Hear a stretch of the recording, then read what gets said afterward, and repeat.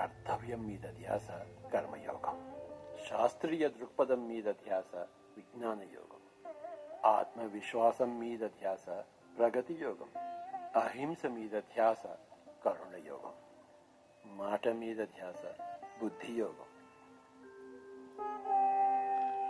శ్వాస మీద ధ్యాస ధ్యాన యోగం.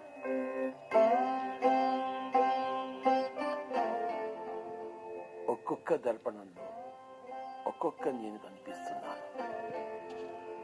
అంత మాత్రం చేత ఇన్ని నేనులు లేవు కదా. నేను ఒక్కడినే. ఇవన్నీ నా ప్రతిబింబాలు.